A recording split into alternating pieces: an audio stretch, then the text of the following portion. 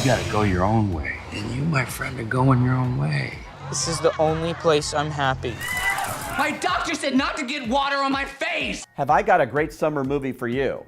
And in this case, I know when I say summer movie, you're thinking all these big action blockbusters, lots of guns, lots of explosions, or stupid comedies, or, animated movies. Those are the definition of what studios tend to release in the summer. Well, for those of you who are tired of all of that, who just want a really human story, something about, people, it's called The Way, Way Back. And that's a funny title. People don't really know what that means, but the way, way back is a reference in terms to a car. It's like the front of the car, then there's the next group of seats, and then there's the seats in the way, way back, which is usually where the kid has to sit.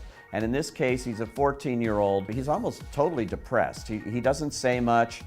He's living a family life that he's not happy with. They're all on their way to the big summer vacation home of his mother's new boyfriend, played by Steve Carell. The mother is played by Toni Collette. He doesn't really want to be there. The boyfriend doesn't really like him. In fact, this movie has an incredible opening sequence. It puts you right into the heart of this movie right away and into the heart of their relationships. Duncan, on a scale of 1 to 10, what do you think you are? A 6. I think you're a 3. But fortunately, there's a lot of other characters in the film, and there's a lot of room for him to grow in this town that he arrives in, this summer vacation town.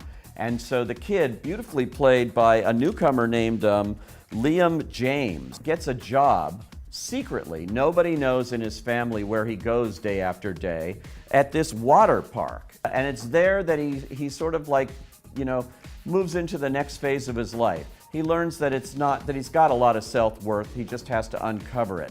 And he's mentored by a guy named Owen. Owen is the manager of the water park, and he's played by Sam Rockwell in a performance that deserves an Oscar nomination for Best Supporting Actor. Sam Rockwell is one of the most underrated actors out there. He's absolutely terrific in this movie. He's funny, he's hilarious, he's warm, and you can see why this young man really moves towards him and really tries to get to know him, because he's almost a father figure that this kid doesn't have. Come on, let's get pumped! This is the place where dreams are made or destroyed.